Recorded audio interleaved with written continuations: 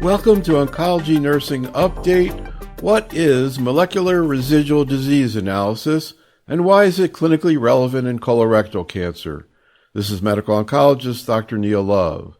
I met with Dr. Chris Lieu from the University of Colorado Cancer Center to provide an overview of circulating tumor DNA assessment and its potential prognostic and predictive abilities for patients with colorectal cancer.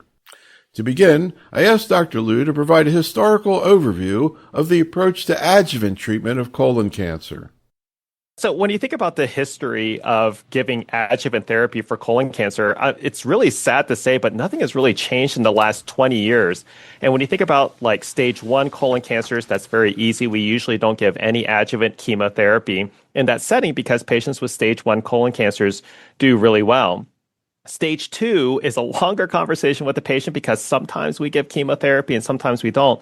But I really want to talk about stage 3 colon cancers because you're going to have many patients, including very young patients, that come in with stage 3 colon cancer, which means that the cancer is not only developed in the colon, but it's also started to spread a little bit to the lymph nodes. And when we have spread of the cancer to the lymph nodes, we know that those patients likely have a chance to have metastases in the future. So what we're trying to do with chemotherapy is really just prevent somebody from having a recurrence of their colon cancer.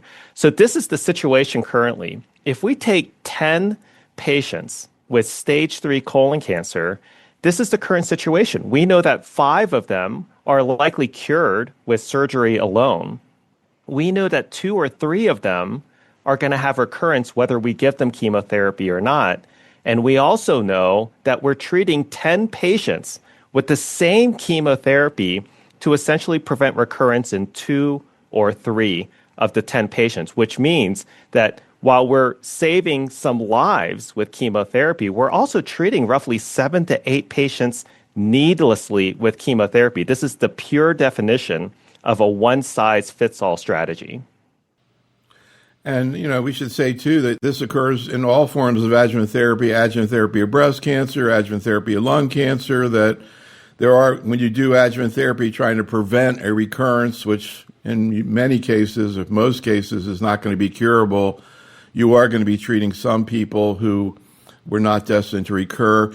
Can you drill down a little bit, though, in terms of what stage 2 is, and also what a higher risk stage 2 is, what stage 3 is, and higher risk, based on the number of nodes, and roughly with these different stages, what the risk is that they will develop recurrence, which again, in many cases, is not going to be curable? Absolutely. So when we think about stage 2 colon cancer, this is the in-between because the data has never really been clear as to whether or not chemotherapy truly saves lives for stage 2 colon cancer. And so we kind of divide currently stage 2 based off of some features that we see under the microscope. So we consider high-risk stage 2 to be any patient with a tumor that invades into other structures. We call that a T4 tumor. You can think about that as a very invasive cancer, sometimes quite large. We also look at some features under the microscope, looking for something called lymphovascular invasion, also poor differentiation. And some of these features are really just looking at how aggressive a cancer looks under the microscope.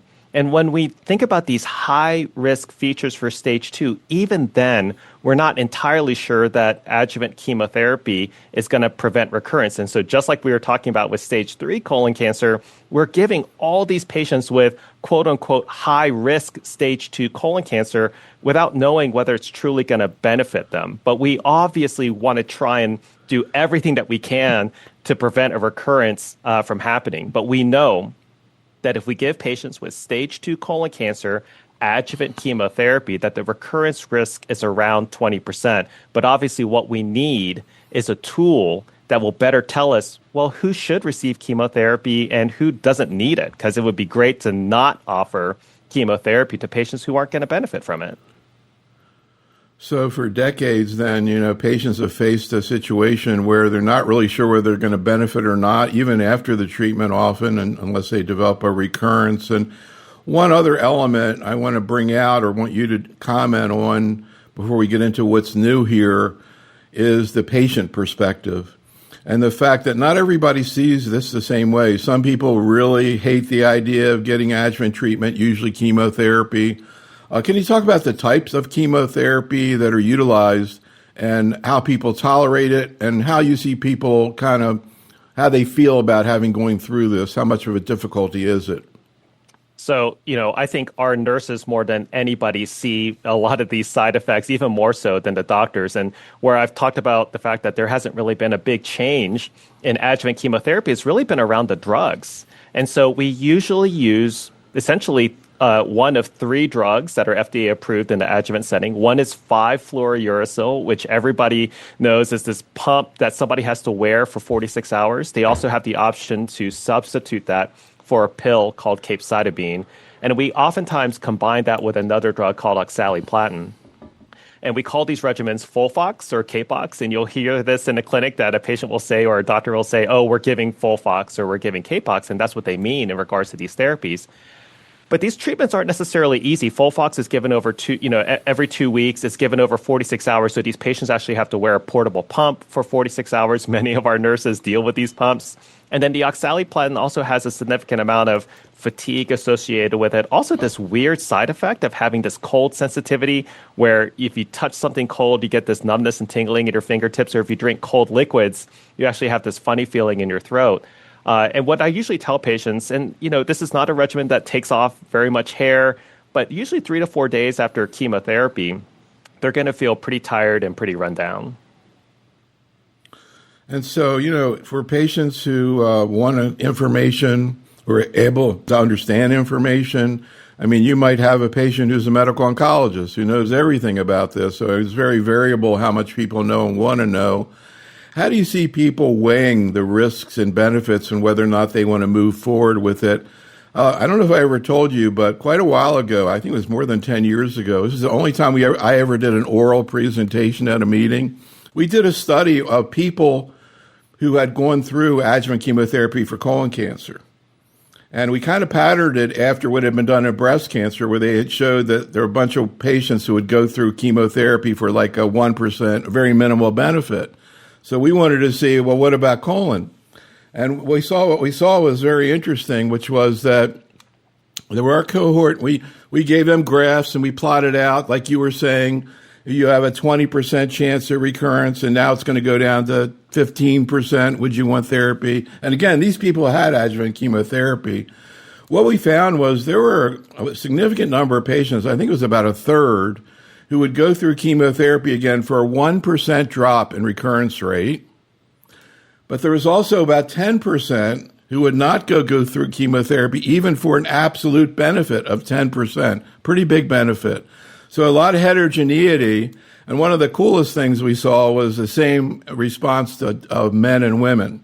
Because people used to say, oh, women they want more benefit and all, but we found that people see these trade-offs regardless of gender. And I'm curious how you see people who want to understand the numbers, so to speak, processing whether or not to move forward with it, again, before we had these new tests that came out that we're going to talk about. Absolutely. I think heterogeneity and a heterogeneous patient population and viewpoints is exactly the right term. And really, if you take a patient with stage 3 colon cancer, if you ever get this question on the boards exam, it's a very easy answer. You just say, stage 3 colon cancer, we're going to give you Folfox chemotherapy. But in reality, the conversation with the patients is so much more nuanced. There are going to be patients that come into the office and say, I don't care if it gives me 0.5% benefit. I want all the chemotherapy that you can give to me. And there are going to be other patients that say, I don't care if you can cut my risk in half. I'm not going to ever receive chemotherapy. And then a lot of people kind of fall in between. And so how do we counsel patients? And I'm going to use stage 3 colon cancer as a great example. And I literally give them these numbers. Out of 10 patients, 5 are going to be cured with surgery. We know that 2 or 3 are going to recur even with chemotherapy, but I can reduce your risk of having colorectal cancer return by about 20 to 25%.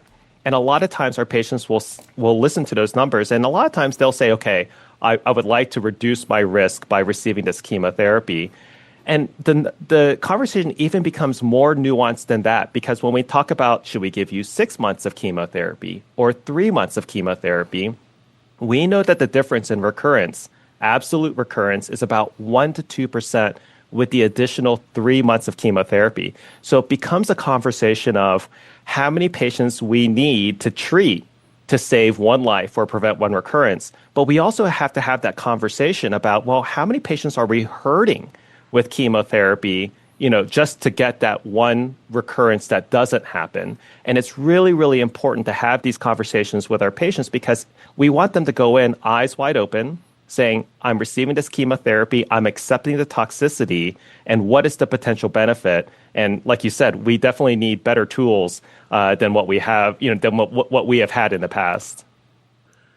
One of the things that I think people think about and that I think docs also think about is what happens afterwards. So if you have a patient who was recommended to have chemotherapy, they decide not to, and then they get a recurrence, do they have regret? If you have a patient who decides to get chemotherapy and they still get it, in spite of the chemotherapy, they still get a recurrence, then again, they might have regret that they even went through the chemo. Breast cancer went through this about 20 years ago, and then they came up with an assay, the Oncotype DX assay, that helped a lot, really changed, dramatically reduced the number of people getting chemotherapy. And I'm kind of starting to get the feeling that that's sort of similar dynamics happen right now in colorectal cancer. But again, we'll get into that in a second. One other issue a couple other issues, sort of generic issues about adjuvant therapy I want to just bring up to you. One is you mentioned the peripheral neuropathy that's seen with oxaliplatin that's often given, particularly in stage 3. How fraction of patients, when they initially present, already have peripheral neuropathy from diabetes or some other problem, and how much of that is a concern? It's a huge concern. We know that around 10 to 15% of our patients that will come with some already pre-existing neuropathy. That's not an insignificant amount of patients. I will tell you that I'm really, really stressed out about peripheral neuropathy because, everybody listening to this knows this incredible rise in early onset colorectal cancer. If you give somebody debilitating peripheral neuropathy and they're 30 years old, and this is unfortunately becoming more and more common in our clinics, they're not living with that peripheral neuropathy for 10 or 20 years. I mean, it's possible that they're going to be living with severe peripheral neuropathy for 40 or 50 years. And that is something that has completely changed in terms of a big paradigm shift of who we're treating in clinic and how these toxicities impact our patients. And so it really does do two things. Number one, and if a patient has pre-existing neuropathy, we may not give oxaliplatin, or we may start out at a dose reduction. In patients, particularly our younger patients that start developing peripheral neuropathy during their treatment, it's going to get worse even after you stop the oxaliplatin. And so our providers and our nurses absolutely have to be asking about this every single visit, so that we don't harm our patients, because we want to save their lives without question, but we don't want to have them live where they can't walk or do things that they want to do. So, it's impossible to talk about colorectal cancer without at least mentioning what you just referred to, which is the increased incidence in younger people. I always like to touch base and see if there are any new theories about why we're seeing this, whether it's related to diet or plastic particles or microbiome. Any pet theory you have or any new data out there? Yeah, I think, when you look at the amount of ultra-processed foods, there was recently, a study from the Nurses Health Study looking at a large number of nurses and looking at their intake of ultra-processed foods and their rate of developing colon polyps. And so, as GI oncologists, we've all become almost experts, or now trying to become experts, in the gut microbiome. And I think a lot of focus has really kind of, focused on not only what we're putting into our body, but the impact that the gut microbiome has on just everything, the immune system, inflammation. And certainly whenever you have inflammation in the gut, and that type of cellular turnover, it's going to increase your chances of developing a mutation, a polyp, and obviously eventually colorectal cancer. But there's just been a lot of focus on the gut microbiome, and I think that this is a big thing that's driving early onset colorectal cancer. I mean, given that, even with this increase, what would you say the median age? What's the typical age of most patients? You're different. You're in a tertiary center. Mm-hmm. You see more younger people. But in general, in clinical practice, what's the typical age that you see people with colon cancer? Yeah, I mean, even in the traditional practice, we used to kind of say the average age was around 72. It's really dropped down now to 68 just because of this shift towards earlier onset colorectal cancer. Certainly at a big academic center, you're just going to see more and more younger patients. But even in community practices and rural practices, you're going to see younger and younger patients. So one final question before we get into what's new. We talked about recurrent disease, recurrent metastatic disease, for example. And I was saying that, it seems like in general this is not curable, but can you just talk about there are people who have, so-called oligometastatic disease. Can you explain what that is, including in the liver, and do some of these people get cured? Yeah, I think one of the major advances, beyond the drugs that we use in a metastatic setting for patients that have metastatic or stage 4 colorectal cancer is the ability to go after some of the metastases that develop. And so, a patient that has 100 tumors in the lungs and liver and the peritoneum, that's considered to be stage 4. A patient that has one tumor in the liver, also considered to be stage 4. And what we mean by oligometastatic disease is really just the ability to maybe take the one tumor that's in the liver and cut it out. And I think that's been really one of the major advances when you think about how aggressive our surgeons have become at cutting out some of these metastases if it's safe. We've also looked at or seen the introduction of hepatic arterial infusion pumps where we're delivering chemotherapy directly into the liver. And there's data out of Europe and now additional areas of liver transplant, of taking the liver out and transplanting in a new liver, and we're starting to see overall survival benefit from that. And so this paradigm shift of saying, well, if it's stage 4 and there are only a handful of sites of disease, or even 1 or 2, well, those patients should likely be offered some type of intervention, whether it's surgery, radiation, or now, we're talking about transplant. So let's put ourselves in the situation of a nurse in a clinic who's seeing a patient with colorectal cancer and sees that the patient had a Signatera assay, which is the type of assay we want to talk about today, a cell-free DNA MRD assay, and wants to know what it is and why we're doing it. So can you explain a little bit about what cell-free DNA is, what liquid biopsy is, and in particular with these new assays that are bespoke for the specific tumor and how it's done? Yeah, this is a rapidly evolving field. And, we've known about this idea of cell-free DNA for, now almost 80 years. But the technology has gotten to the point where we can actually capture this cell-free DNA and sequence it. And so what is cell-free DNA? We know that our cells turn over all the time. We call this apoptosis. And when the cells turn over, they release multiple things into the bloodstream, but one of them is actually fragments of DNA. And so we can draw your blood today and actually sequence out your genome, which is an amazing technology. The other analogy that I use is if you take a look at pregnant moms, you can actually draw their blood and sequence out fetal DNA because the baby's DNA is actually circulating through the mom's bloodstream. And so that's a really, really cool way of being able to look at even the baby's DNA by drawing the mom's blood. In the same way, if a patient has a tumor, we know that that tumor releases fragments of DNA called circulating tumor DNA. And by drawing somebody's blood, you can actually detect the presence of circulating tumor DNA. So this can actually give us 2 pieces of critical information.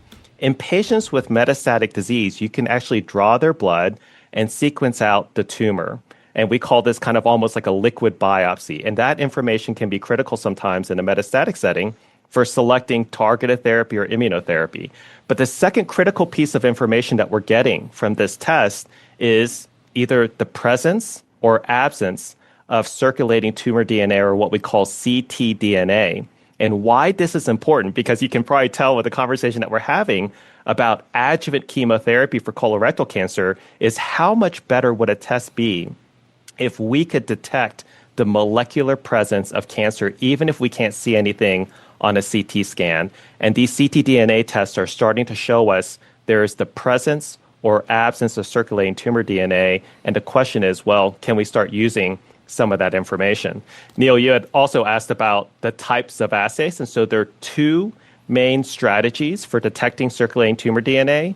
One is to not use the tumor and just cast a wide net. We call this a tumor uninformed or tumor naive assay. And really what you're doing is drawing the blood and just essentially looking for a lot of the changes, whether it's a methylated DNA change or a mutation that cancers typically have. And then you can say, oh, there's some altered DNA here. The nice thing about this is that it's pretty quick. You can usually get a result in a week, and it's fast. I think the downside is that these assays are not quite as sensitive as tumor-informed ctDNA tests. And so you had mentioned Signatera. Signatera is a great example of a tumor-informed ctDNA test where they take the original tumor, they sequence out all the alterations, and they look specifically for that patient's tumor's alterations. We call that a tumor-informed test.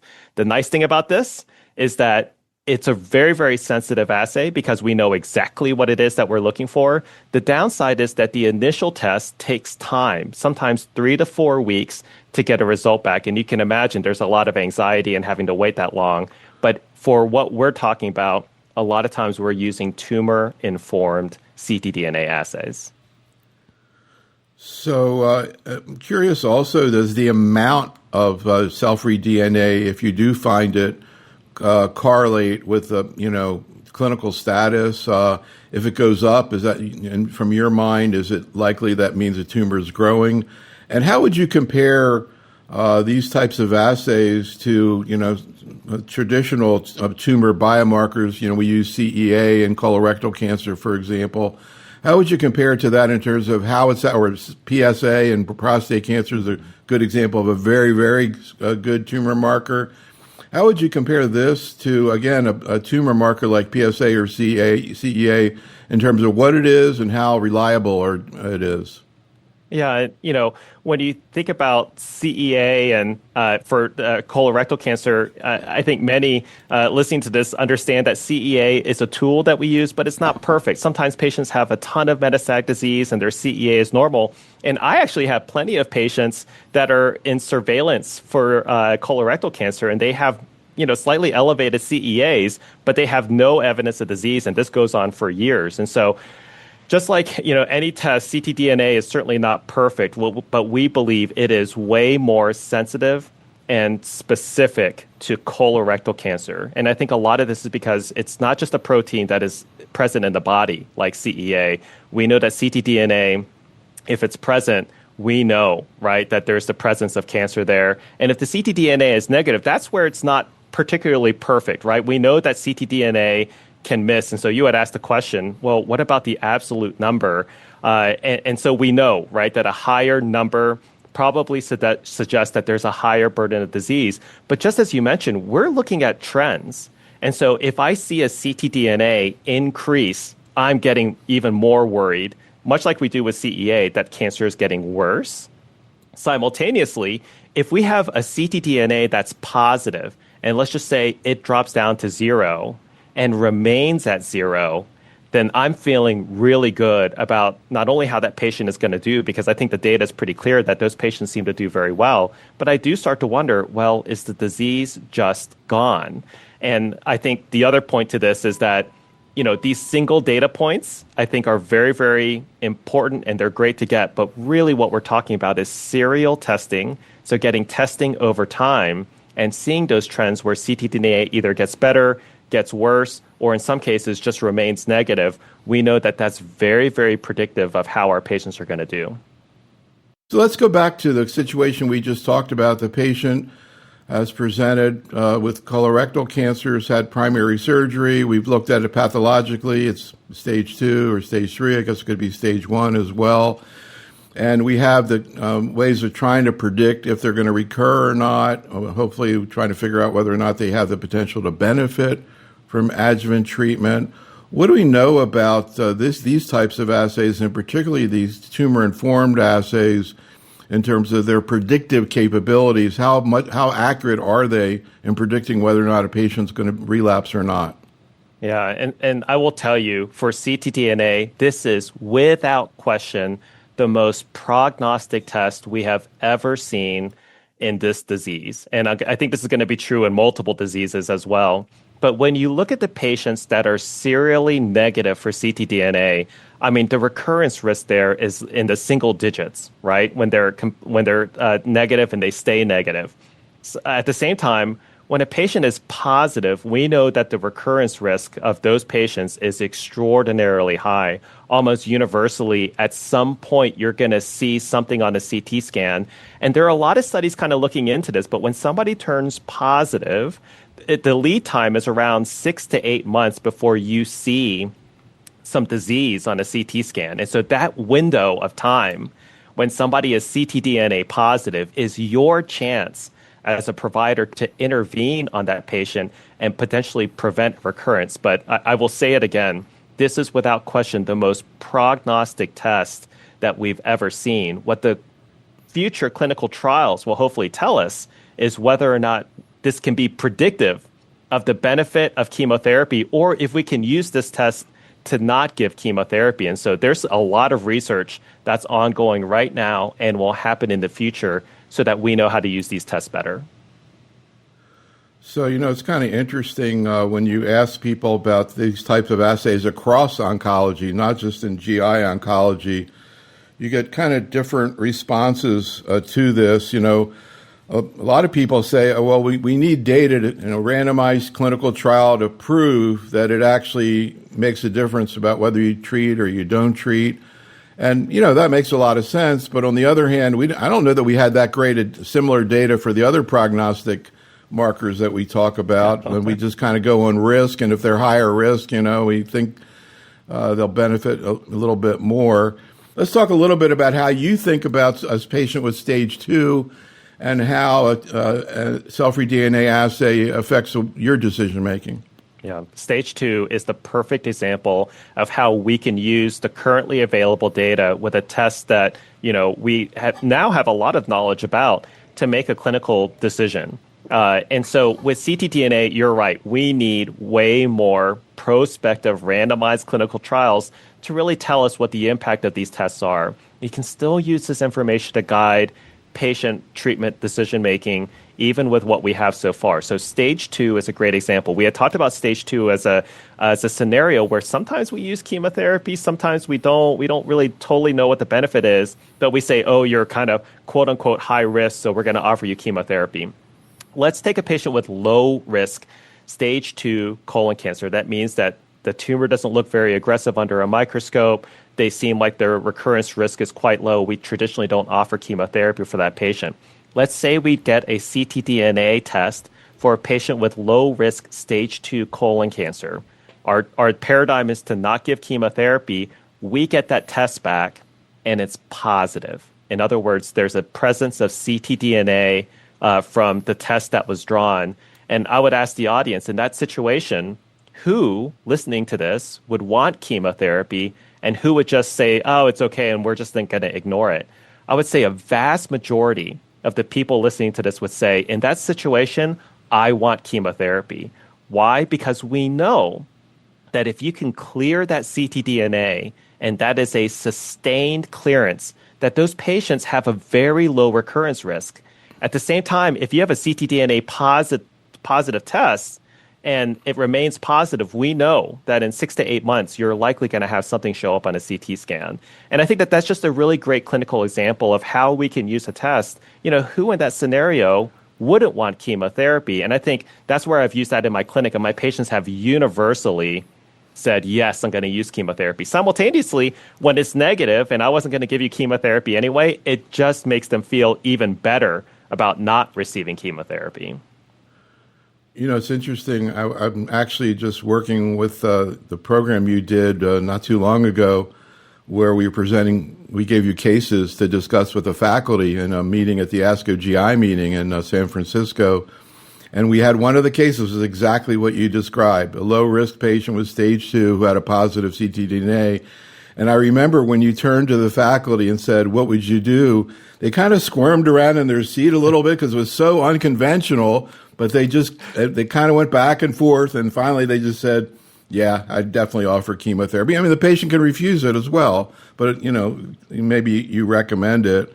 So What about stage 3? And I hear, well, I should also mention in terms of stage 2, I guess there have been clinical trials, or at least one clinical trial, that actually randomized patients between getting this information and deciding with the information versus not getting it.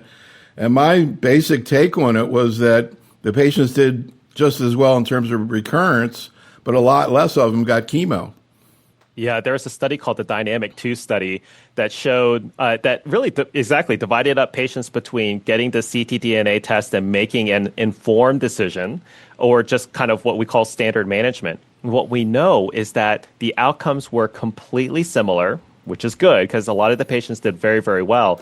It was just that half the chemotherapy was given. So 30% in the standard of care arm, 15% in the ctDNA arm, and they both did the same. So you basically got the same outcomes by using half the chemotherapy. And listen, as a provider, anytime we don't have to give chemotherapy, that's absolutely a win. And so I think that really is a very telling study in stage 2 colon cancer.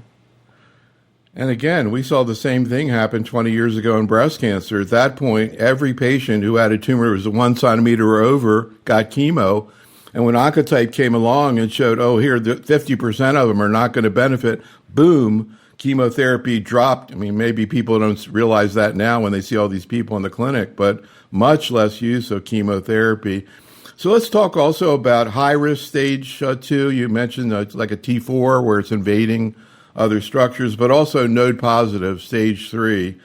And I can tell you that as soon as this data came out, the first thing oncologists were asking me was, what about my 75-year-old person who really doesn't want to get chemo? They've got diabetes, hypertension, all this other stuff, and they have one positive node.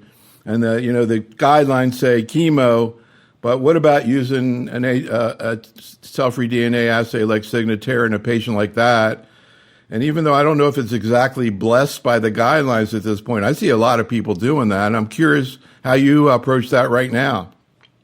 Yeah, and so you can probably tell from the tenor of our conversation that I'm really a lot more comfortable using ctDNA for what we call escalation decisions. I wasn't going to give chemotherapy, now I'm going to give chemotherapy. I actually do feel very comfortable about that in stage 2, even stage 3. I feel less comfortable regarding de-escalation strategies because I don't want to hurt patients, right? And that's where we probably do need these clinical trials to read out so we can know that we can safely use this test to say, okay, well, you don't need chemotherapy.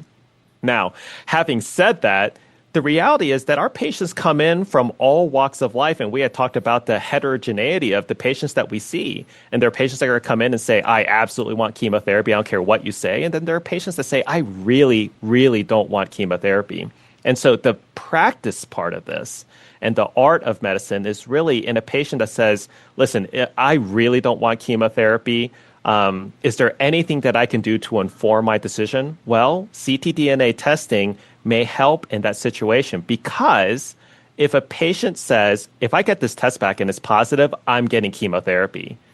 Or if the test comes back negative, it just supports my decision that I didn't want chemotherapy. This is allowing our patients to be involved with their care, to make informed decisions that's best for them. And Neil, you had mentioned this.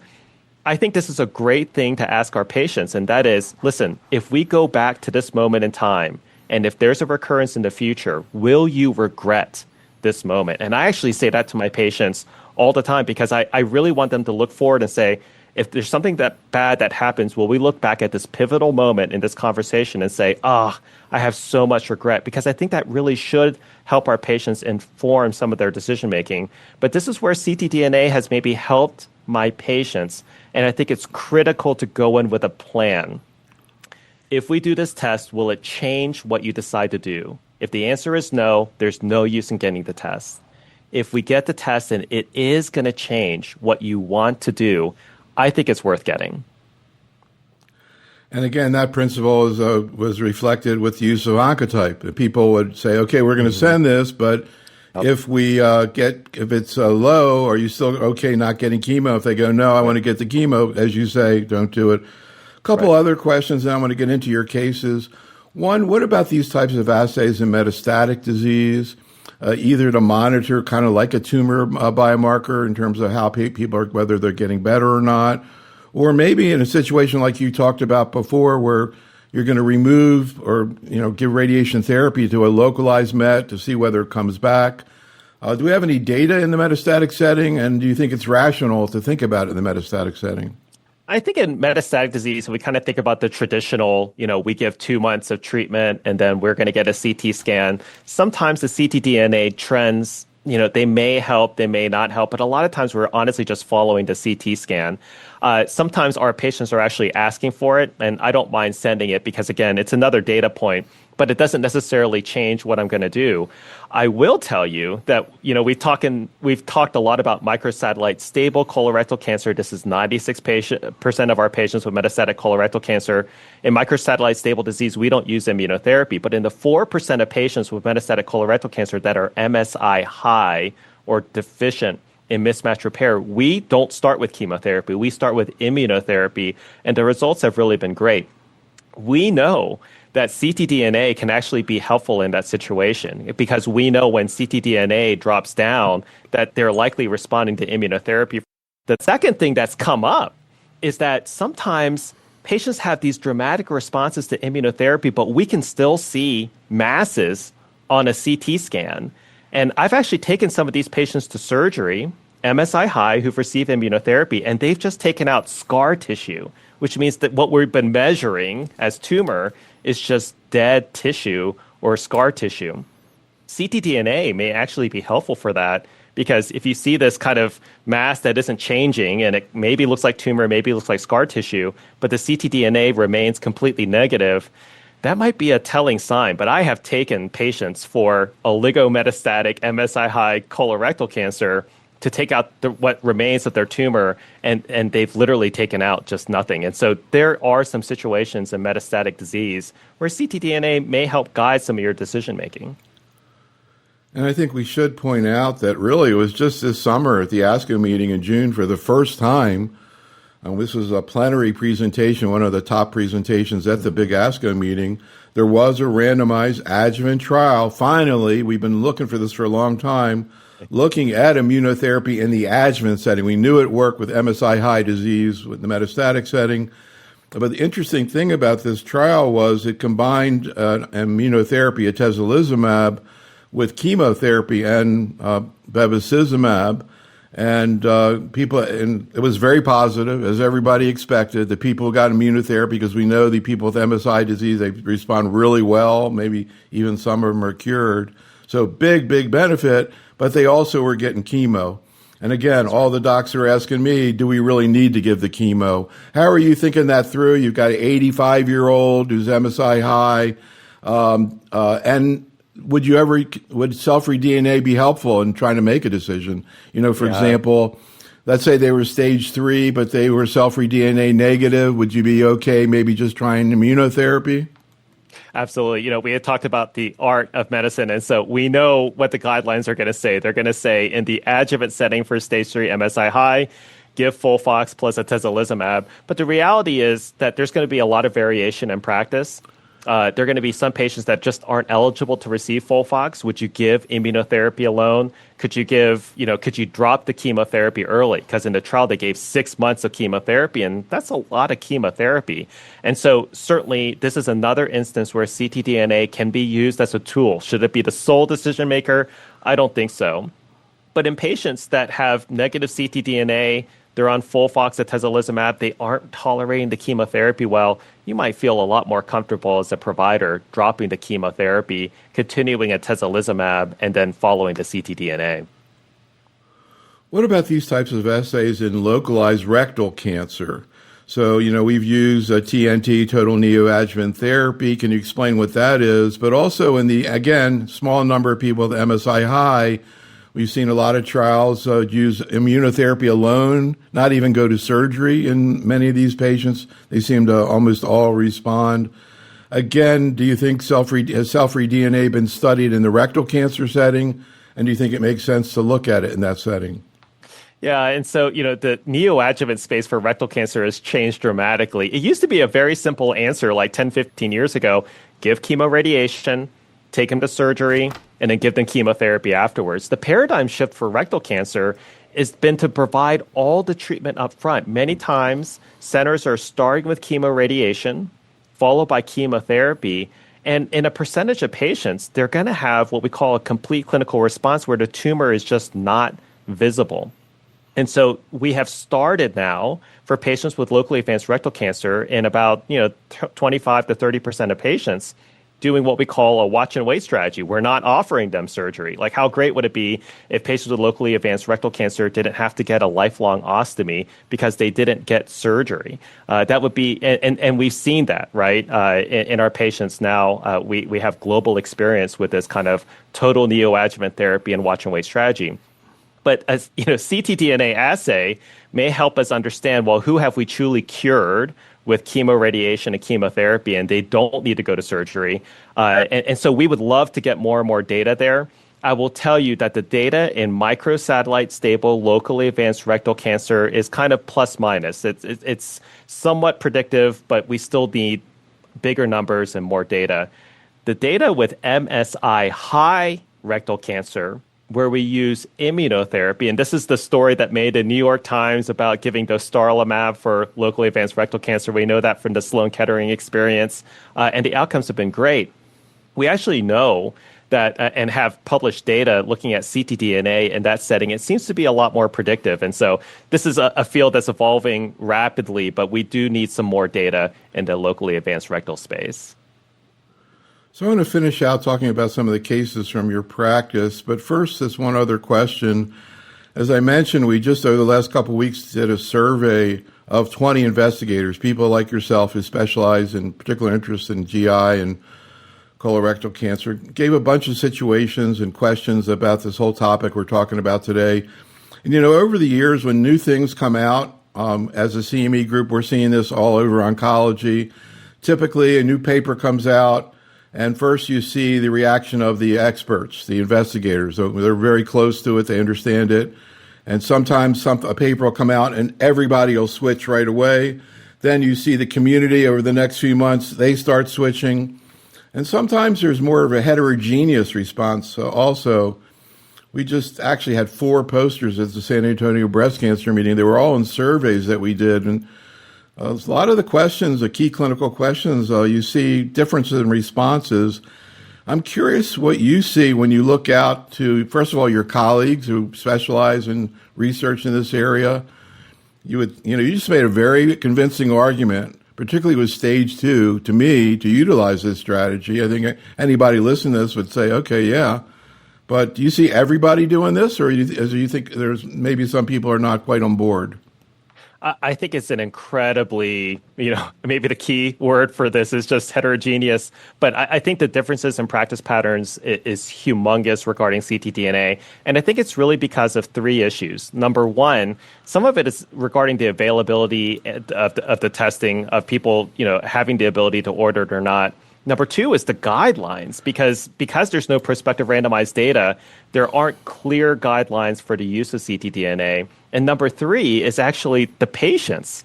So we have patients that are asking for it, and providers either being willing to order it or not willing to order it. And so I think that's led to really a wide range of how this test is being used. The most common situation that I get called about is a patient wanted Signatera testing or ctDNA testing. They have a positive result. They've completed their adjuvant therapy, and the provider is left with, I don't know what to do right now because I've already given them the adjuvant therapy. I know that the ctDNA test is a very prognostic test, and so I'm worried that I'm going to see metastatic disease in the coming months. What do I do? And of course, there really isn't a great answer right now, besides obviously trying to enroll these patients on the clinical trials. Yeah, and I guess you can't really justify using, out-of-trial therapy in a situation like this, I don't think. But again, when you look at this, to me, the most convincing use is at stage 2. I'm not saying it doesn't make sense in stage 3 or beyond. Right. But do you think that most or almost all clinical investigators are using this assay in stage 2, or you find some people are not? I think that it's these conversations have only gotten longer, which, also impacts the clinic, right? Is that these conversations regarding stage 2 colon cancer have already been somewhat long because we talk about risks, benefits of chemotherapy, and the fact that there isn't great data. When you throw ctDNA into that mix, you're going to increase your conversation by about 20 to 30 minutes in some instances. I would say that if patients are up for it, I've seen it more and more offered. Certainly in our clinic, they're being offered in the stage 2 setting, ctDNA, and we're giving them right of refusal. So, but, again, let's say we were to take 20 prominent GI investigators, people who are on guideline committees, and say, are you using ctDNA in making clinical decisions outside of a trial, for example, in stage 2? Do you think that pretty much all of them will say yes, or do you think there'd be a significant minority who would say no? I would say a majority of providers, and I guess you're going to tell us when we look at our survey results, but I do think a majority of providers, particularly for low risk stage 2 colon cancer, are offering patients ctDNA testing. No, I mean, I think that's what we found, but I think I was surprised it wasn't almost unanimous. All right, let's get into your cases here. We'll start out with this 41-year-old woman. Can you just kind of talk a little bit about what happened with her? Yeah, and trying to give these as real life as they get, and these are honestly real patients that have requested ctDNA testing. And this is a patient with what we call lower risk stage 3 colon cancer because there are not very many nodes. In this case, just one node that was positive for colon cancer. And so this patient had a colonoscopy. She was young, developed or found to have a sigmoid colon tumor, no metastatic disease, and the resection did show that it was a T3N1 stage 3 colon cancer. And this just means that there's just one lymph node that was positive. This patient wanted ctDNA testing. We got it a couple weeks after surgery. And the testing was negative. And so my question to the group is, well, for this patient, what would you recommend? And the guidelines in this situation really say to give chemotherapy.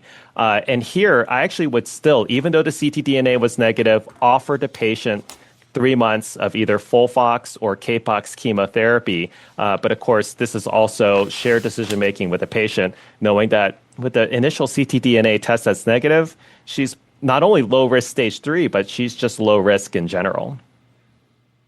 And I don't know whether she actually asked you for any numbers, and also maybe what her background was and how interested she was in numbers, or she was just like, tell me what to do. But what actually happened?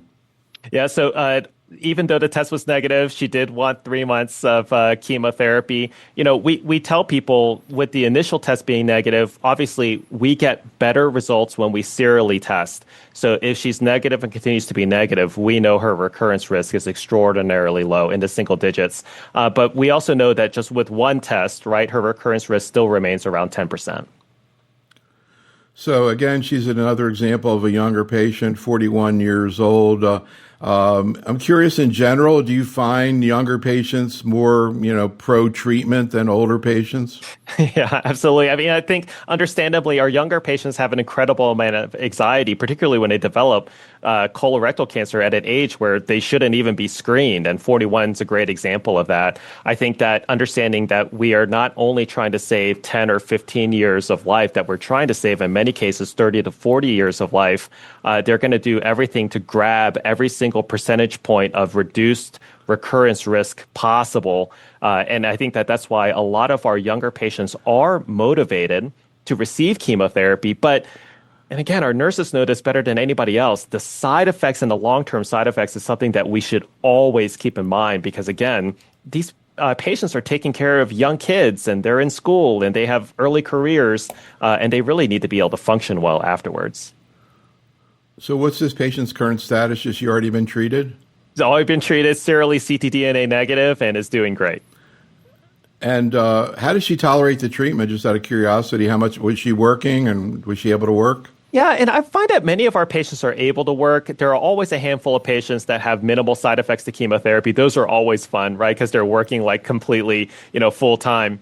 But I think the biggest decision point for providers is really 3 versus 6 months of chemotherapy. And, for lower risk, I never offer 6 months. I always offer 3 months. But for higher risk disease, we have to have a big conversation about, well, what is the benefit of an additional 3 months of chemotherapy, which in some cases may be as low as 1 to 2% of recurrence-free survival. And this is the discussion that you're talking about with breast cancer, where some patients are like, I'm going to take every single one of those percentage points, so give me the 6 months of chemotherapy. I don't care what the side effects are. And then there are other patients that are going to say 1 to 2%, I'm done, right? And so this is where that conversation happens, particularly at the 3-month mark. Does this woman have any neuropathy or any significant problems like that? Yeah, so at 3 months, that's usually where our patients start to have some longer lasting peripheral neuropathy. This patient actually did pretty well. I will tell you that, again, how you need to counsel patients is that the peripheral neuropathy will worsen even after we stop chemotherapy. And the drug here is oxaliplatin. And so, again, it's something that our patients should be aware of. And I always want nurses, providers, and patients to over-communicate on this issue, and that way we're not going to end up harming our patients with the chemotherapy. All right, how about this 51-year-old man? Again, another younger patient. Sometimes I ask people to present cases, and they're all under age 50. It's amazing. I guess because you guys see you're seeing more. You're seeing more of this even than people in the community. But anyhow, 51 years old. Yeah, we run a colorectal cancer multidisciplinary clinic, and sometimes nobody's seen under the age of 40 or over the age of 40, and so it's wow. It's wild. Wow. And obviously scary. Scary. Yeah, it certainly impact you as a nurse and a physician. But this is a 51-year-old, again, within the screening age, right, for patients. T3N1 disease, sigmoid mass, again, 1 out of 16 lymph nodes. So really similar to our 41-year-old.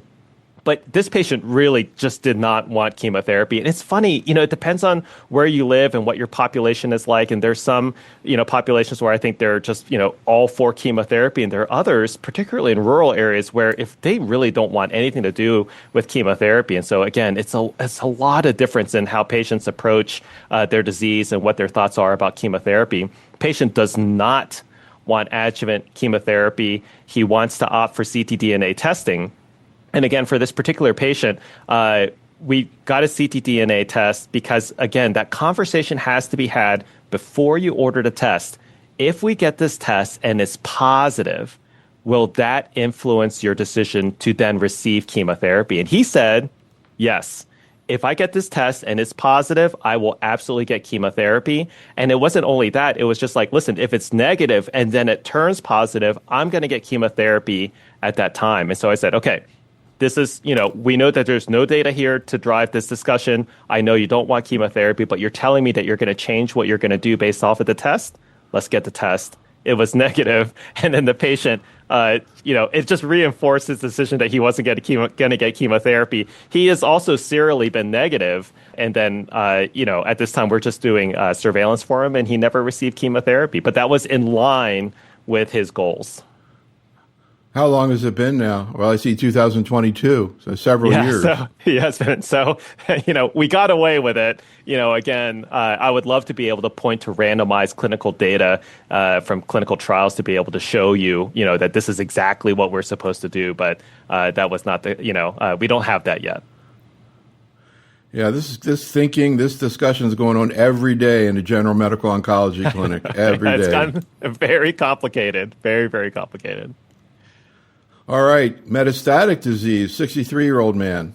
Yeah, and so this is a case that and this is as real world as it gets, and it kind of shows you that a lot of times we'll get this test back and we really don't know what to do, but it really did influence this patient and his course. So this patient underwent, had stage 3 colon cancer, underwent surgery in 2022 and got he got 6 months of chemotherapy, even though a lot of times we're only offering 3 months of chemotherapy for these patients. But before I saw him, got 6 months, and that was in 2023.